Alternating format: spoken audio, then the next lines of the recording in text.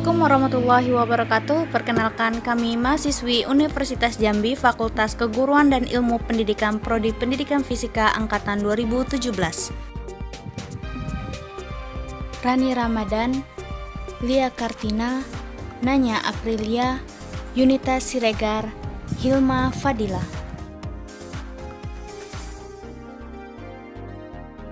Assalamualaikum warahmatullahi wabarakatuh. Perkenalkan, saya Rani Ramadan, mahasiswi Pendidikan Fisika Universitas Jambi.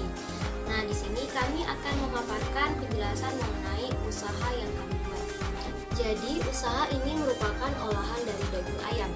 Kita semua sudah tahu bahwa daging ayam memiliki sumber protein yang baik bagi tubuh. Daging ayam memiliki rasa dan aroma yang lezat sehingga disukai banyak orang.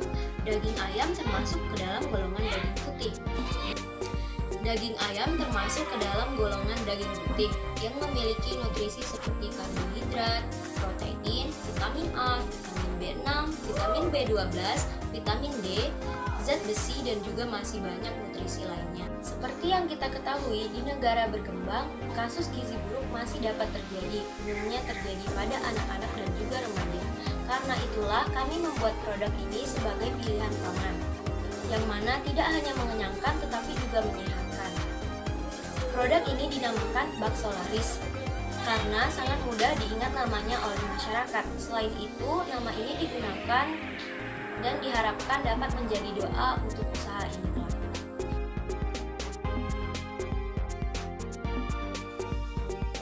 Oke, perkenalkan, nama saya Yunita Siregar.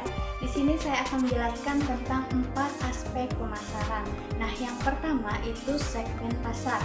Berdasarkan jenis-jenis varietal, segmentasi yang dituju oleh bakso laris ini adalah yang pertama itu segmentasi geografi, yaitu wilayah pasar. Nah, kemudian khususnya penduduk Kota Jambi. Nah, yang kedua itu segmentasi demografi, yaitu berdasarkan gender, usia, kelas ekonomi, dan profesi. Nah, yang ketiga itu segmentasi psikografi, yaitu berdasarkan karakter atau sifat psikologis pasar yang dituju. Nah, pada segmentasi psikografi ditentukan karena produk yang ditawarkan bukan merupakan makanan utama tetapi makanan kudapan, sehingga produk yang kita tujukan pada pasar yang konsumtif menyukai makanan kudapan dan suka mengemil. Nah, yang kedua itu aspek yang kedua itu perkiraan permintaan dan penawaran. Nah, perkiraan permintaan terhadap produk olahan bakso di Kota Jambi itu diestimasikan 35% dari jumlah penduduk, kurang lebih itu sekitar 1.256 jiwa. Nah, yang perkiraan penawaran dari produsen baru memenuhi sekitar 70% dari permintaan pasar. Hal tersebut menunjukkan adanya peluang untuk dapat masuk ke pasar karena permintaan yang cenderung tinggi dan meningkat, di mana produsen belum dapat memenuhi perkiraan permintaan pasar. Nah, peluang pasar yang masih terbuka sebesar 30% dan perkiraan target yang ingin dicapai oleh bakso laris berkisar 3% dan 7% dalam waktu 3 tahun. Oke, yang ketiga itu rencana penjualan. Rencana penjualan awalan dengan melakukan penjualan langsung di wilayah kampus dengan cara pemesanan daring. Konsumen pasar yang dituju adalah 60% mahasiswa, 25 dosen, dan 15 pegawai. Rencana penjualan akan dilakukan mulai perkuliahan berlangsung. Perkiraan mulai Juli 2020. Selain pemesanan melalui daring, akan disewa sebuah kantin yang berada di kampus sehingga ada tempat penjualan tetap yang nyaman. Nah, yang keempat, aspek yang keempat, ini strategi pemasaran perusahaan terhadap pesaing. Nah, strategi pemasaran perusahaan dilakukan berdasarkan analisis SWOT. Nah, yang pertama itu produk yang ditawarkan bakso laris menggunakan berbagai bahan baku pilihan seperti daging ayam broiler dan daging ayam kampung, aneka isian bakso yang tidak biasa. Kemudian produk disajikan dengan bermacam-macam ukuran, diameternya mulai dari yang kecil hingga berukuran jumbo. Aneka isian bakso yang ditawarkan diantaranya abon, keju, pedas bae, pedas nian, pedas gilo. Maksud dari pedas bae, pedas nian, dan pedas gilo adalah level atau tingkatan pedas dari bakso laris. Nah, produk akan disajikan dengan mangkuk untuk pemesanan di tempat. Untuk pemesanan dibawa ke rumah akan dikemas dengan kemasan styrofoam untuk baksonya dan plastik untuk kemasan kuahnya. Baiklah, di sini saya akan menjelaskan tentang aspek SDM dan organisasi. Nah, ada 4 hal pokok yang dibahas dalam aspek SDM dan manajemen organisasi ini. Yang pertama yaitu manajemen sumber daya manusia. Nah, dalam wirausaha untuk bakso laris ini ada 4 bidang yang harus dikuasai dalam manajemen organisasi sumber daya manusia. Yang pertama yaitu manajemen pemasaran, manajemen produksi, manajemen penjualan, dan manajemen keuangan. Nah, dari owner ini misalnya kami ada 5 orang, 1 sebagai pemimpin, lalu 4 orangnya lagi dibagi menjadi pemimpin bagian produksi, bagian keuangan, bagian penjualan, serta bagian pemasaran. Nah, selanjutnya itu adalah manajemen perizinan. Nah, dalam manajemen perizinan ini yang pertama akan kami lakukan adalah untuk melakukan uji tes terhadap bakso laris ini ke BPOM atau Badan Pengawas Obat dan Makanan. Nah, setelah itu disusunlah izin usaha rumah tangga, karena ini berbentuk usaha rumah tangga atau IRT.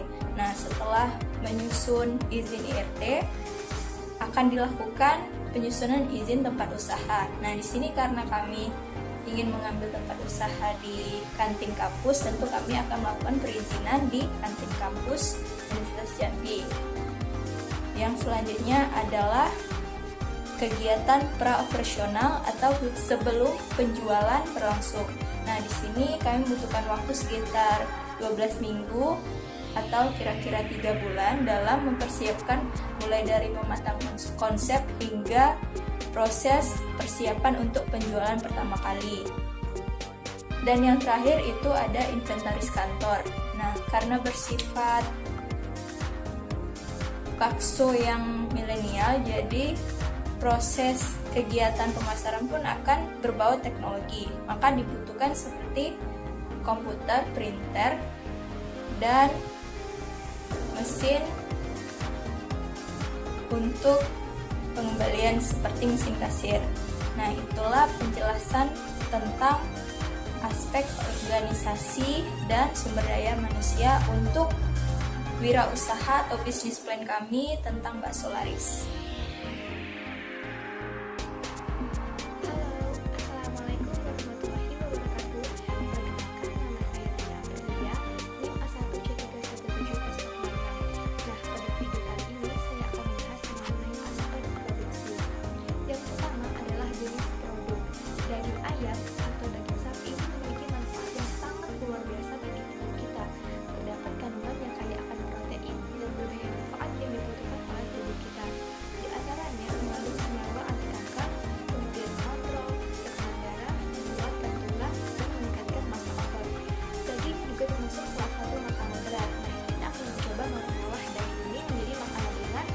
Dan bisa juga dijadikan cemilan dan makanan pembuka serta makanan yang pengolahannya itu menjadi bahan tambahan. Nah, usaha kami yang bernama Bakso Laris ini merupakan usaha bisnis makanan yang berbahan baku daging ayam ataupun sapi. Nah, selanjutnya saya akan menjelaskan logistik. Proses logistik merupakan proses aliran barang dari bahan baku mentah ini menjadi barang yang jadi. Nah, proses ini memiliki peranan yang sangat penting dalam melakukan persaingan dengan pasar. Logistik ini diperlukan untuk memberi penjelasan mengenai proses suatu produk dapat tercipta sampai dengan proses penjualan yang dilakukan. Nah, yang pertama yaitu pengadaan bahan baku daging ayam ataupun sapi diperoleh dengan membeli dari penjual daging di pasar rakyat di Kuala Tungkal. Kemudian yang kedua adalah persediaan bahan baku. Setelah pembelian bahan baku, seluruh bahan baku ini dijumlahkan sebagai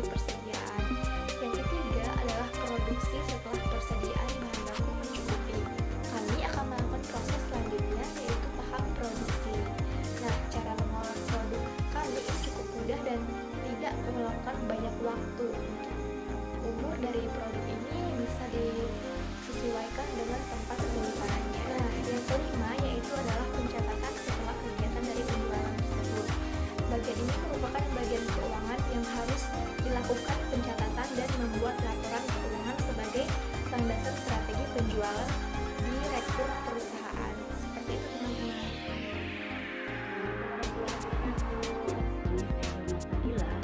Dengan NIM A1C317048 dari Universitas Bandung Pendidikan Fisika.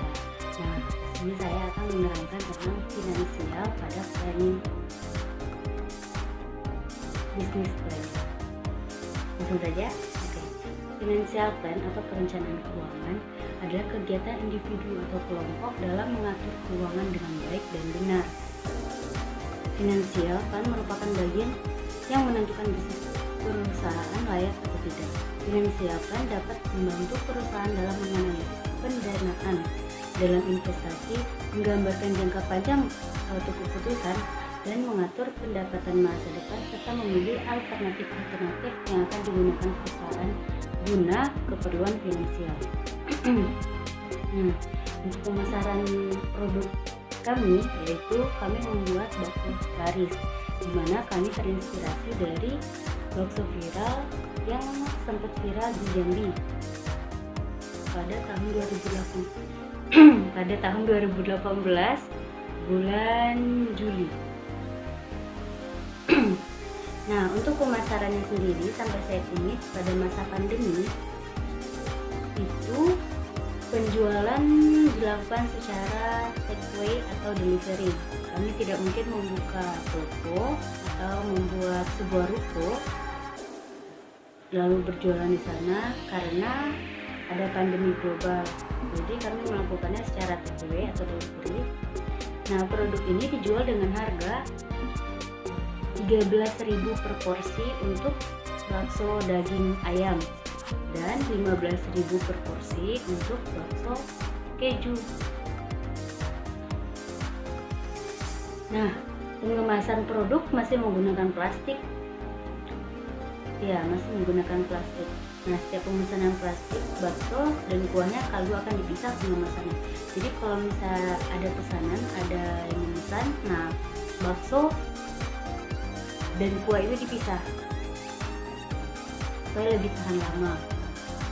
Nah, pemasaran produk ini sudah dilakukan selama lebih dari 1 minggu sejak tanggal 11 April 2020 sampai dengan tanggal 19 April 2020. Nah, untuk harga barang bahan, nah itu ada berupa daging ayam segar atau daging sapi, tapi di sini kami menggunakan daging ayam. Itu belinya per gram. Kita menggunakan di sini 500 gram. Terus juga ada 1 butir telur, ada 2 butir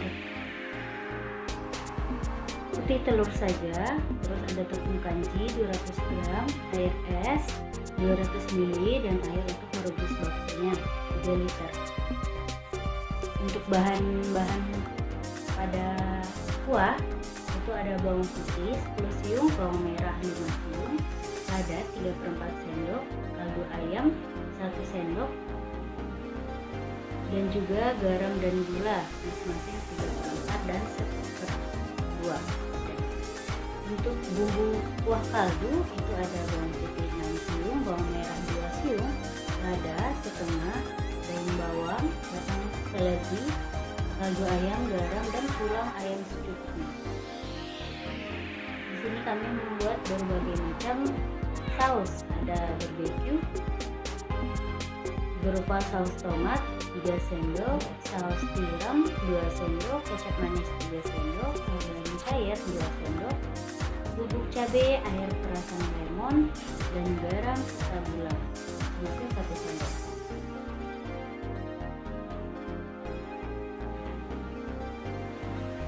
Nah, pada bakso yang telah kami buat itu terjual bakso ayam dengan kuah kaldu sebanyak 17 mangkok.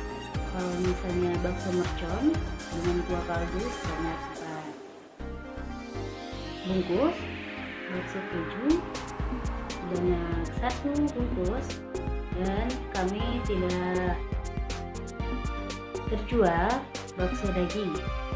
Ya, bakso daging. Sejauh ini produk terjual sebanyak 22 bungkus yang rata-rata pembelinya adalah tetangga sekitar rumah. Pemesanan dapat dilakukan secara online melalui WhatsApp atau ke rumah langsung. Karena umumnya pembeli berasal dari tetangga, jadi pemesanan sering dilakukan secara langsung. Oke, cukup sekian dari saya. Assalamualaikum warahmatullahi wabarakatuh.